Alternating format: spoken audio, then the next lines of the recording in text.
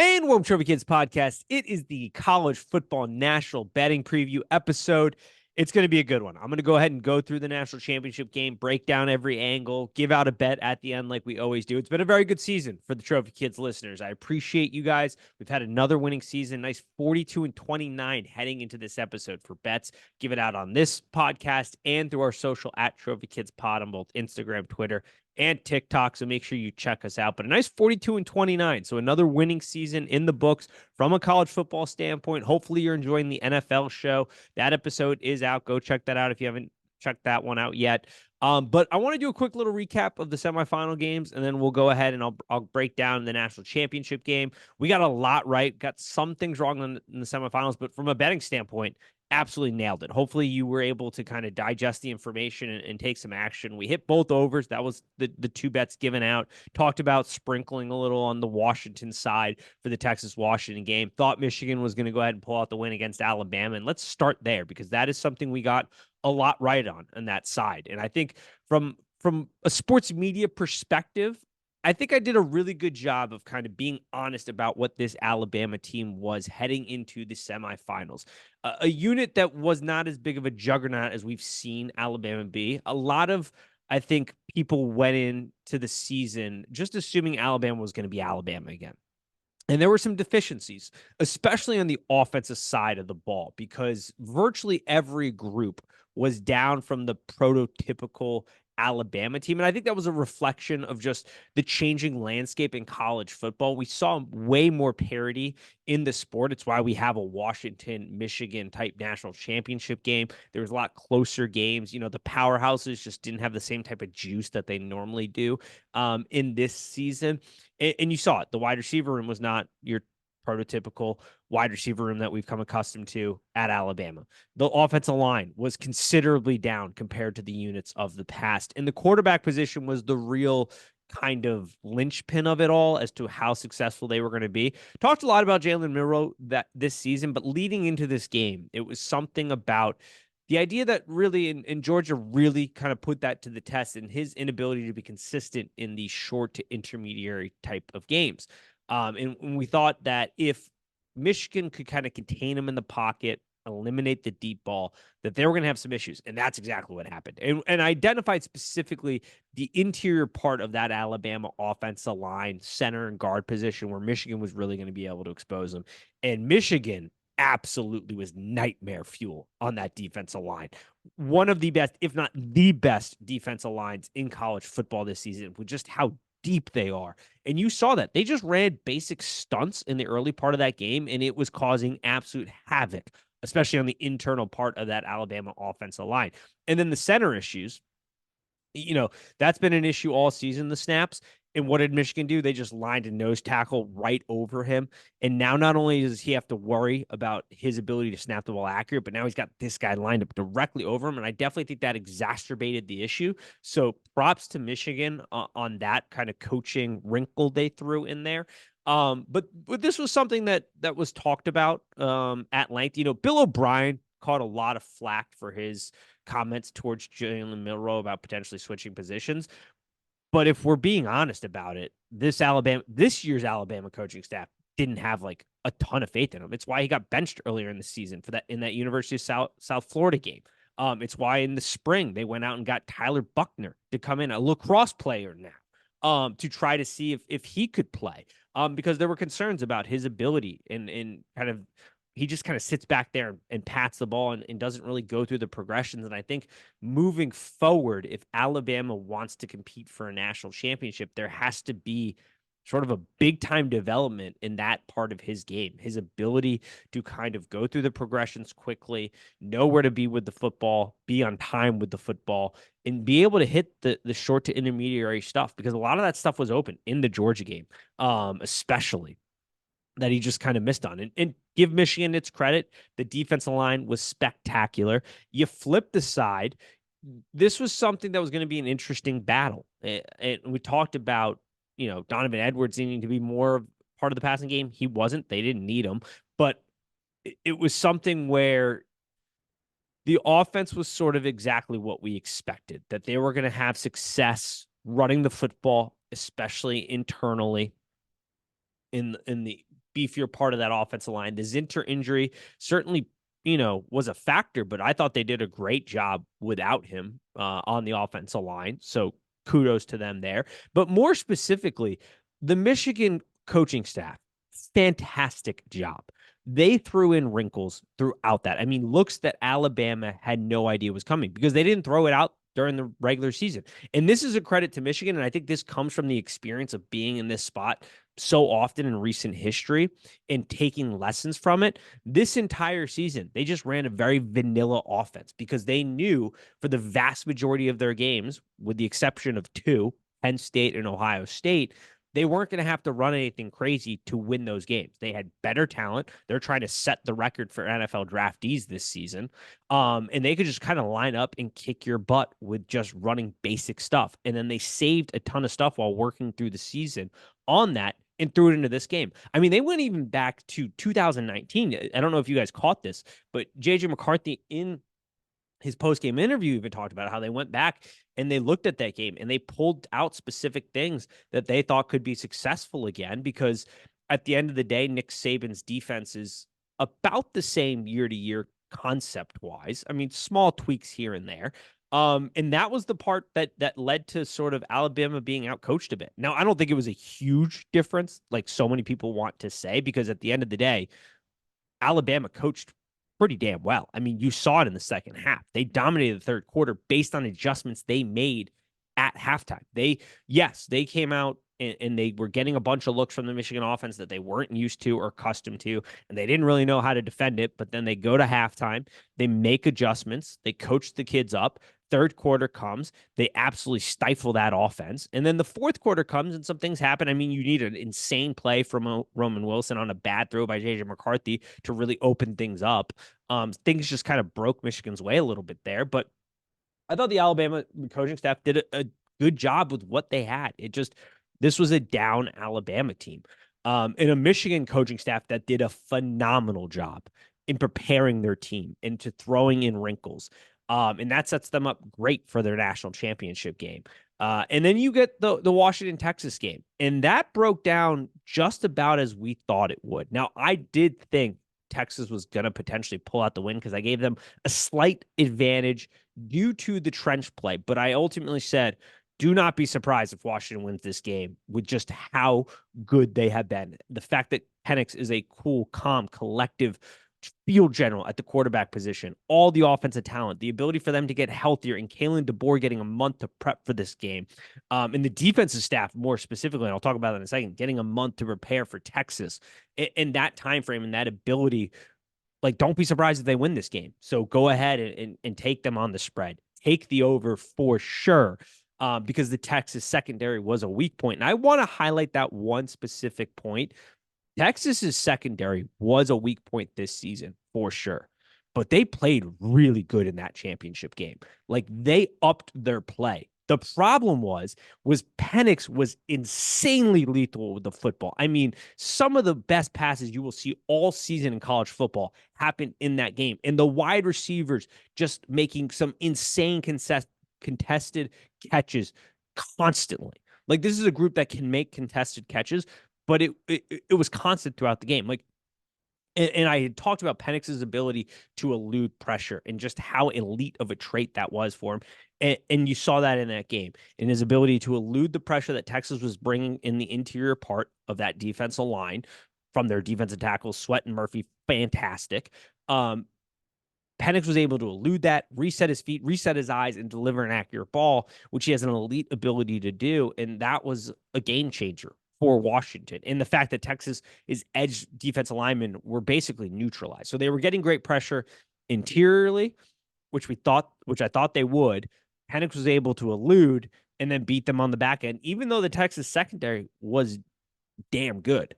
I think the difference maker was actually on the offensive side of the ball for Texas. And something I was concerned about was that kind of slow start. And we saw it with Quentin Ewers and not being able to really push the ball down the field. And I think Washington correctly understood the assignment that Stark was going to get a little too aggressive because he has that tendency. And we see that with some really good offensive play callers. They often abandon the run too early.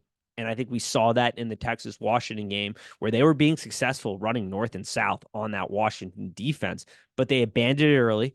Ewers was not as accurate as he needed to be with it. You weren't getting big chunk plays. Everything was sort of short and intermediary. And that really stifled the Texas offense. And then, you know, in the back end of the game, you get that red zone opportunity. And I talked about that in the preview where Washington's red zone defense had gotten significantly better towards the end of the season. This was a defense you still gave up tons of yards.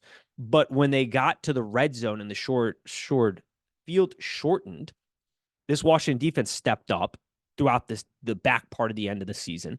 And this Texas offense had declined, especially since the Brooks injury. And we saw that. And I think what we really saw was while Ewers is a very good college quarterback, he's a talented kid. He doesn't always know. And I think I want to say it was Joe Klatt who said this, and I thought it was really good. So I'm stealing his analogy. But it was Quentin Ewers doesn't know what pitch to throw at the right time. And that was highlighted on that very last play, where instead of throwing it just on a line, throwing an absolute dart because the corner's playing a little off, you've got that little bit of separation. You got to throw it on a rope and a dart, and you probably get a touchdown there. Maybe not. Maybe there's still a fantastic play by the DB, but your chances increase dramatically to capitalize on that play. And instead, he floats the ball like he had done in the previous attempt. And that gave the corner enough time to come up and make a spectacular play. Like that's going to be taught to every secondary in the country. Like that play will be on everybody's practice films, teaching their DBs how to play a ball like that. And so that was a bit of an issue. And ultimately that's where Texas falls short. And I think Xavier Worthy's injury was certainly something that hampered them a little bit. Yes, he was able to run vertically still, but you saw his lateral movement just wasn't there with his injury. And Texas falls a little short here. I still think they're in a great position moving into the SEC. I think they're recruiting at a level that's going to allow them to be very competitive next year, especially in the trenches again. That offensive line I thought was a year ahead of schedule. Defensively, they're still going to be extremely good, even though you're going to lose your two best options to the NFL. But, it's going to be a good unit. Washington, though, was fantastic. And they set themselves up very nicely for this national championship game. It's nearly impossible to guard these three NFL caliber wide receivers. It's like pick your poison. Penix was fantastic. The coaching staff was fantastic. And now we've got an absolute fantastic matchup between Michigan and Washington. Line is set at 4.5, over under 56.5.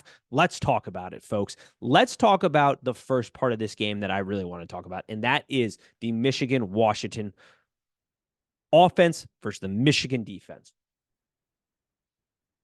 And this is I think a very big point of interest for a lot of people because the national stage was just set. The nation saw how great Michael Penix and this offense can be, especially in the passing game. You've got 3 NFL caliber wide receivers. You can't really cover them all. And Penix, to his credit, and really to everybody's credit on this team, this highlights how well coached this Washington team is. It also highlights their experience. I don't know if we'll ever see a team in the national champ. We won't see another team as experienced in the national championship game because they have so many players that are 6-year seniors because of COVID. I think they got like 9 total guys. Like it's crazy, but they all know where to be. They all know their assignments. They all do their job. It's really a well-oiled machine. And so the issue here, I think, is the Dylan Johnson injury. He's going to play. He's going to give it a go. But if they can't present some type of threat on the ground, and they showed now that Penix is healthier, which we had speculated, earlier in the season, or I should say towards the back end of the season, where there was that month lull in his play, and this Washington team was playing a ton of close games, and it's really what kind of derailed his Heisman hopes at the end of the day, was that about that month where he really struggled to the back end. It was due to injuries, but now you get healthy, and you had a month to prepare for Texas, and now you got a week here for Michigan. You've got to present a run threat. Now, Penix presented one on the ground. They used him as a designated runner, which I thought was great. But if Johnson can't really be there, how does this offense find success against Michigan? I think they're going to find some success here. For Michigan, it's the bend don't break approach. And this is something too that I think we need to highlight a little bit here is that this Michigan defense is built for this type of offense. You got to think big picture here, folks. For years, they were getting absolutely clobbered by Ohio State, who likes to run this spread offense, high speed, great wide receiver talent, really good quarterback play. And so Michigan had an internal change defensively, and they started to build a defense from a recruiting standpoint and from a philosophy standpoint that could control the Ohio State offense. Now, this year, the Ohio State offense is obviously down, but this is not something that I don't think Michigan is necessarily scared of because they are specifically built to try to handle offenses, one offense in particular, that has insane wide receiver talent and a really good quarterback. Now they're getting it in Washington, and they have yet to see a team this capable through the air. They haven't seen anything like that all season. But their philosophies and the guys they've recruited and the defensive concepts have been in place now for a couple years, all gearing to beat Ohio State with in mind. But now they're going to apply those concepts to Washington here. And so if you can't get an established run game to give you some balance, something that they have to, respect, and they can just kind of drop everybody back and allow that defensive line to go to work against that offensive line, I think that becomes an interesting dynamic because I don't think I don't think Michigan's defense fears, giving up the big play as long as it doesn't result in a touchdown. Ultimately, at the end of the day, I think they're going to be totally fine if you're breaking off big explosive plays that lead you to having drives within the red zone, because once that field's shortened, well, now that Michigan defense has an edge. And I think when we look at the battle of Washington's offensive line versus the Michigan defensive line, it's an awesome battle. It's a battle within the battle. This is the Joe Moore Award winners in Washington.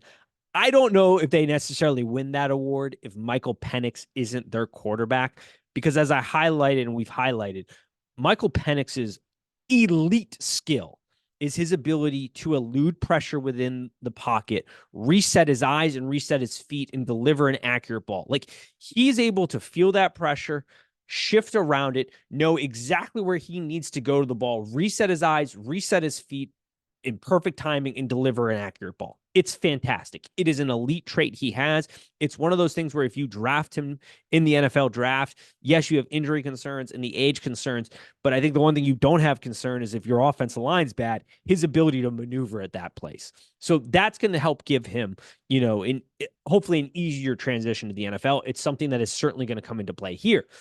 This Washington offensive line just saw a Texas defensive line that is fantastic, but it is not nearly as deep as this Michigan offensive line that can rotate a ton of guys in to keep them fresh. It doesn't have the Texas defensive line doesn't have the same stability at the edges that Michigan has. So while Texas has better top end talent in Sweat and Murphy, I think, than what Michigan presents, Michigan has way better average. Like, I do believe this is the best defensive line in the country right now. And so, and I've said that they're top three offense or defensive line all year. They're my number one pick at defensive line.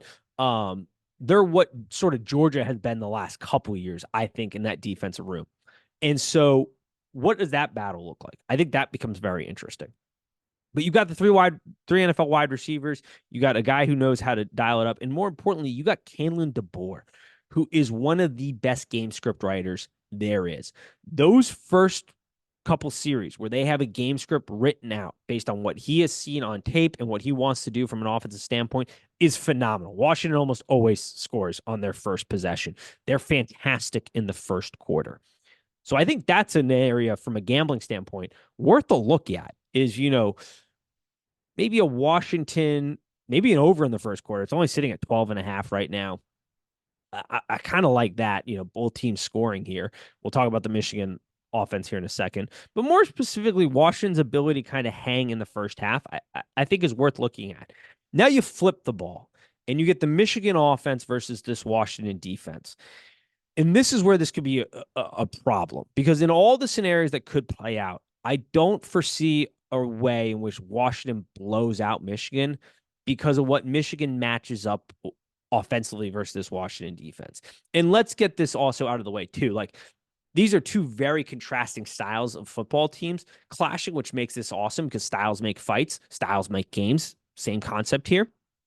You have a Michigan offense that at the end of the day is something that Washington really hasn't seen in the Pac-12 this season, and that is a heavy set. We are going to look to pound the rock and basically take your legs out from under you, especially late in the game.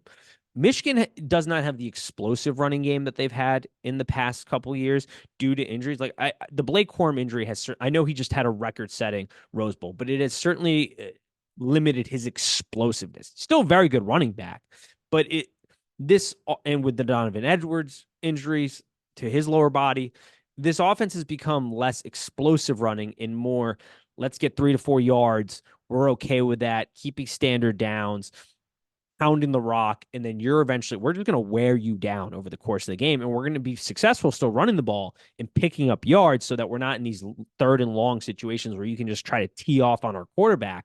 And they're totally cool with that.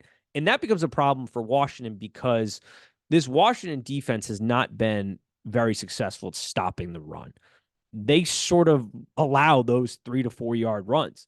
And if you're the Washington defense, what you want to do is you want to set up Michigan in third and longs because you have Braylon Trice, who is phenomenal. And he'll get after him. Like, I'm not totally sold on the tackles' abilities for Michigan to contain Braylon Trice, who travels too. Like he will travel and find the weaker point in the weakest link here out of these two tackles, and he'll attack it, the one that he thinks he has the advantage of. And JJ McCarthy is not a consistent enough quarterback, I don't think, to handle that moment if he's constantly in third and longs. We saw that in the Alabama game. Like the biggest play with Roman Wilson was Roman Wilson adjusting to a ball that gets slightly tipped and is overthrown. He goes up and makes a spectacular play. But like JJ McCarthy struggled there, and he has struggled in those positions. And we even saw after the first play, yeah, it gets called back as not a pick because the DB was out of bounds. But even after that, like Sherrone Moore doesn't seem to have a ton of confidence. He greatly restricts the Michigan passing game. It's not so much downfield. I think he ended up having an A dot of like 5 or 6 yards, I want to say. So that becomes a concern. Like that's ultimately Washington's dream scenario and I think they're going to load the box. Michigan's used to playing though against loaded boxes. They've seen it all season long. They've been successful. They run these heavy sets that Washington has not seen. Washington does give up some rushing yards. They're going to try to load the box and dare them to throw, I think, against this Washington secondary. And then from there, sorry, had a bit of an outage there. Lost internet for a second, so the whole thing went down. So yeah, I think Washington ultimately is going to want to challenge this wide receiver room to go out and make some plays because Jabari Muhammad on the Washington secondary really good, and the secondary is a little bit down for sure for Washington. It's not like this elite level talent, but it's good enough, I think, against this matchup. So ultimately, I think from a Washington standpoint, they're more nervous about these heavy sets, gaining, these 3 to 4 yards at a clip, every once in a while breaking off an explosive because the blocking scheme works out perfectly and you're able to find that seam and expose that. And maybe Donovan Edwards, this is the point where they really utilize him. Like I thought they were going to utilize him in the Alabama game where you get him matched up against linebackers. You utilize him in the pass game because I think he could really have some pop and explosiveness for this team. And so that is where I think we start to see, the Michigan offense. Special teams is certainly going to be a concern. Nobody apparently practiced special teams heading into the semifinal games. I do think that it will be better, obviously, this go around. If Michigan doesn't have the special team issues that they had in the Alabama game, they're winning that by at least 2 scores, if not more. Like Alabama hung around in that game because from a special teams edge, they absolutely clobbered Michigan. And Michigan made a lot of dumb mistakes. And so I think the same principle applies. I have more confidence in Washington playing from behind in this game, but I don't have like Washington's going to probably get out to a little bit of a fast start. they're going to go pedal to the metal early. Kalen DeBoer is going to look to really kind of get this thing going from the passing standpoint, I think. Michigan's going to try to choke the life out of Washington and just really kind of beat them down with heavy sets, clouded, 3 yards in a cloud of dust type of mentality. Set JJ up for, third and shorts if they're going to go ahead and pass it. I don't think they'll be ultra aggressive. But then again, this Michigan staff probably's got stuff in the bag. I talked about it with the Alabama game. This is the staff that doesn't put a lot on film during the season because they don't have to. And they save a ton of stuff that they've been working on all season for these big games and these big time moments. And that comes from learned experience of failing in the college football playoff and failing in big time spots and exposing things early in the season. And they just don't do that anymore. They save everything from here. And they're going to find some opportunities. I think at the end of the day, Michigan's going to win this football game. And I've doubted, I know, I've doubted Washington all season long. We rightly identified them. I think if Washington's going to win this football game, it's going to take something spectacular and amazing from Penix. Like it's going to be out of this world type of performance from the Washington offense. I just think at the end of the day, when I really break this down, the way I see it is I see Washington getting big explosive plays that get them to the red zone, but then they're having to settle for a lot of field goals. And this Michigan team just running 3 yards in a cloud of dust, being very successful in the rushing game, pounding the rock, wearing them down, not allowing them to not being in these kind of third and long situations where Braylon Trice can kind of just tee off on JJ and you're not putting JJ in these compromised positions where he's really got to go out and make some plays. And I think Michigan wins the national championship game. And I think that's probably where you're going to lie. Now, from a Washington standpoint, I don't hate, taking them first half maybe or taking the points first half because I think they are going to come out to a fast start. And then maybe betting Michigan in the second half because the legs start to go out from underneath you. But I think the Dylan Johnson injury is significant. I do think that Michigan's defense is built for this exact type of team to kind of bend and don't break mentality that they've sort of developed over the last couple of years in an attempt to beat Ohio State, what they have done consistently now. And that's ultimately the game and the standard here. So I I do like Michigan. I'll probably tweet out some other bets on Monday, so make sure you're following at Trophy Kids Podcast. Hopefully you enjoyed that breakdown. I want to thank you guys so much from the bottom of my heart for being with us this season, for supporting us, for continuing to listen. I'm glad that we could have another successful season. 42-29 from a betting standpoint this year. Fantastic. Another winning season. Hopefully we can make that 43-29 if we don't include any other bets outside of the one just given here. And we'll go from there. The NFL podcast is still coming out. We've struggled definitely in the NFL season, sitting at about 54% win rate from a betting standpoint right now. That's where I'm sitting at. Michael's been doing fantastic. But the playoffs is where we always make up a huge amount of ground. Last year we didn't lose a single game against the spread, and we took every game. So hopefully, I don't think we're going to repeat that performance again, but we're generally very successful. So hopefully you enjoy that. Hopefully you check that out. Thank you so much for supporting us this season, for listening in, and hopefully we go out and we make some money here in the college football game, and it's a good one. So as always, peace.